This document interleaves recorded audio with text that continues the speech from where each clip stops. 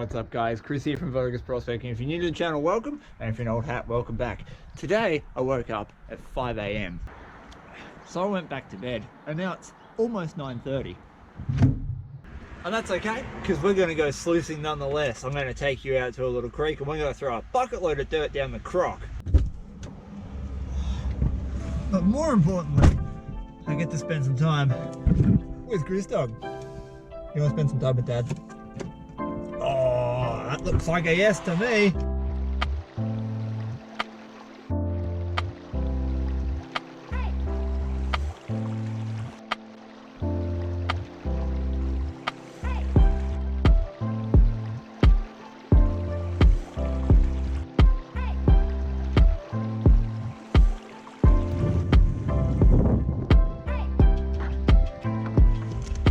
One of the most important things that you can have when going out prospecting in winter is your gummies, and there's a lot easier ways than taking off your shoes and putting them back on to put them on. If you just simply get them and then you sort of, there you go, look at that, easy as. All right bro, let's get in the creek.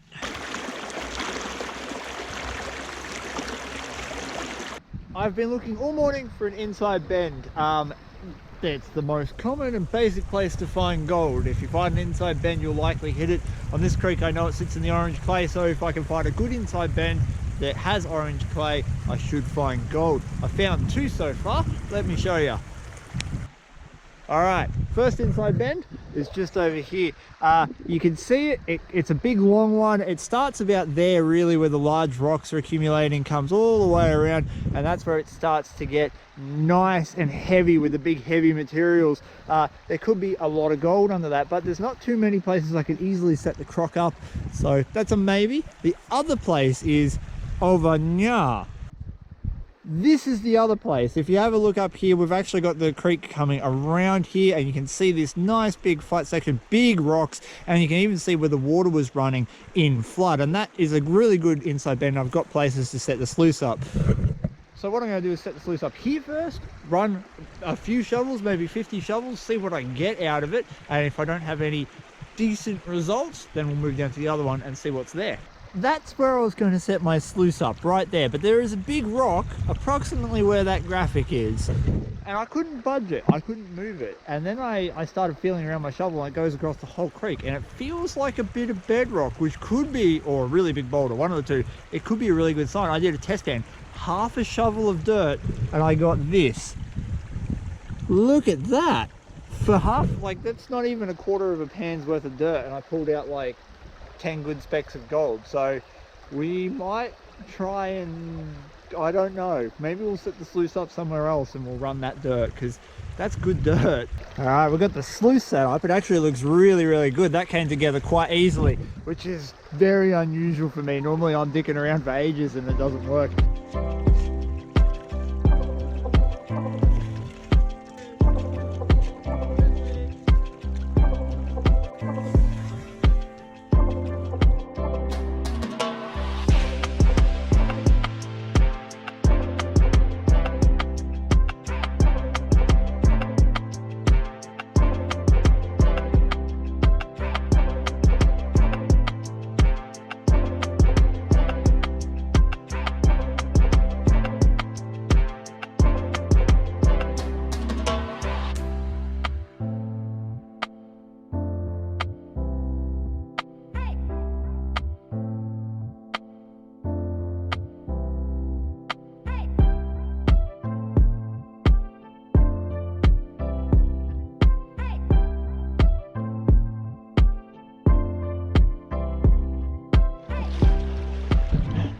This is interesting.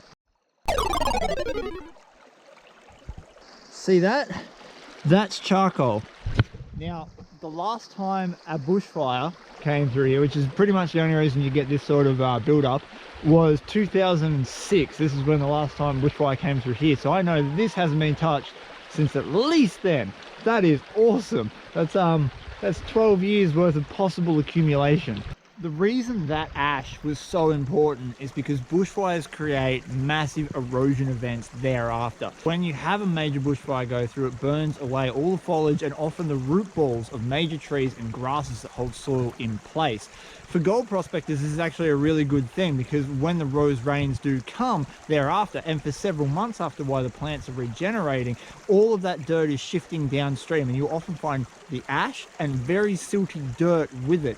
And that is a good indicator that more gold has been washed downstream in larger quantities than it ever has in a long, long time.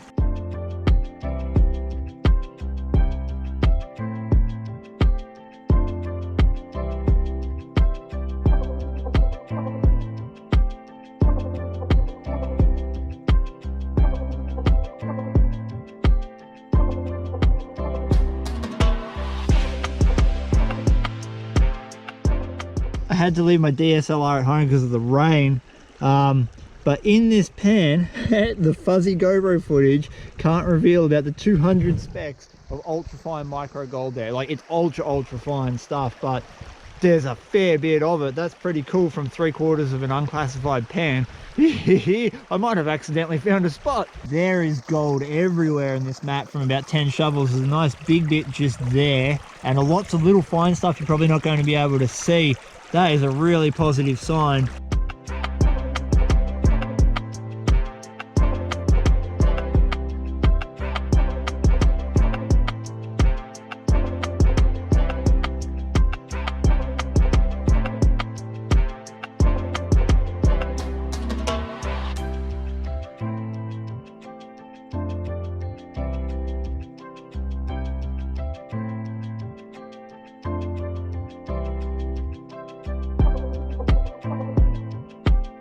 I can see something very big and very in front of my sluice, right there. I'm going to get my snuffer bottle in and suck it up, because I don't know what it is and I don't want to lose it. Look at that.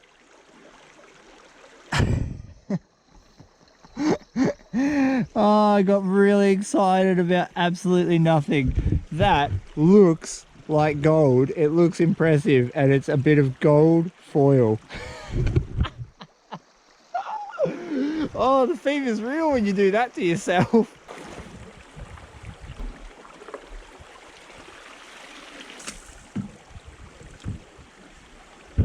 Before I dig any further, I want to get all of my eggs out of one basket and put them into many. Check out the mat. I hope you can see this on the GoPro. I really do. But there's gold in every single riffle. Like, there's tons. There's a line of it running up there. There's even a shotgun pellet just sitting right there. Oh, this is amazing. I mean, blow it. If that's all the gold that's in this box, I'll be happy, because it's been so much fun finding this little spot. I still don't even know if that's bedrock, but it's been awesome fun digging it out. Really cool geology, hit it straight away. You can't ask for much more than this. So let's clean it out, see how much gold we got in the first run of about 30-35 shovels.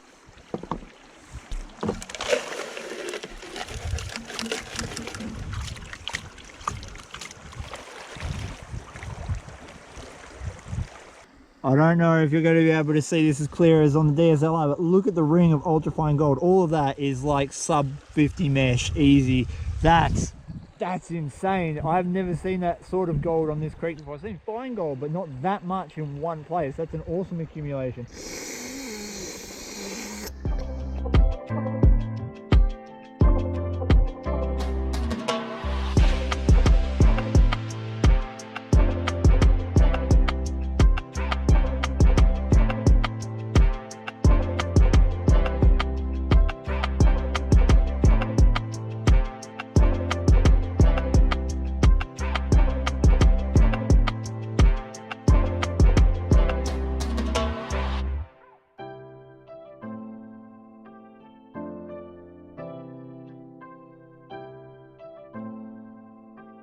If you haven't already, quickly swing over and check out my other channel, Challenge Chris. This is a vlog series that I'm doing on behind the scenes for this. I'm sharing filming techniques that I use. I'm also doing things like lockpicking as a side story, other metal detecting and prospecting videos that are more vlog style than what you get on this channel, to take you through what an actual full day might look like, as opposed to just a hour or 2 hours that I'm out on the creek. And I think some of you guys might find a lot of value in it, especially guys starting to create their own channels to get ideas for filming and whatnot. So if you're up for it, go over, check out Challenge Chris.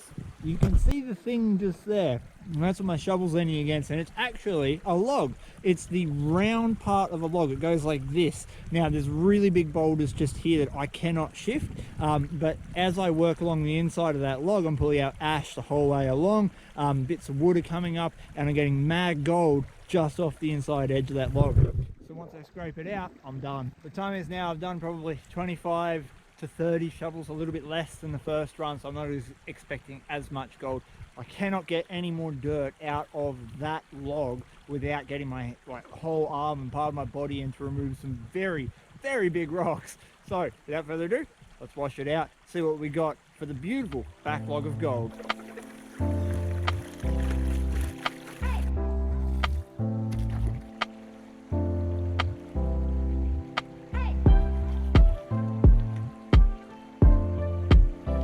Once again, we've got ultra fine flour gold at the top there.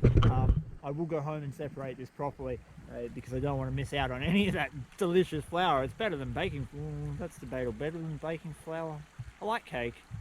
Probably not, but it's pretty fine and it's pretty nice. So I don't want to miss any of it.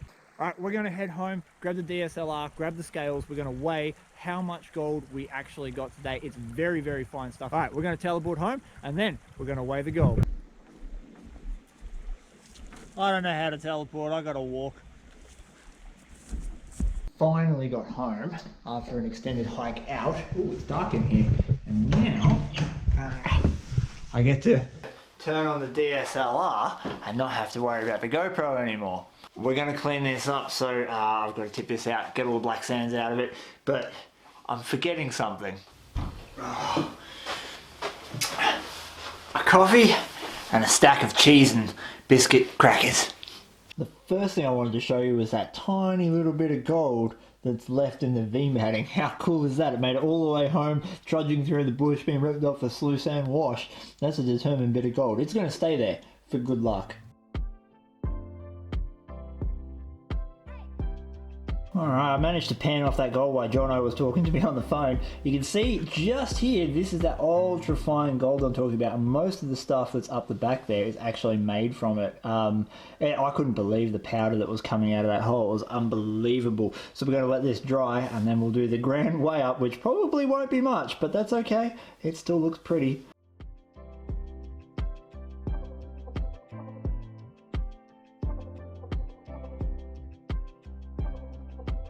Here we are, we've got the gold all dry. This is that little bit of aluminium that I got very excited about. I thought I'd bring it home and keep it in my little collection. So we shall discard him, put him over there. Now, we've got the scales, whack them on. Okay, here we go.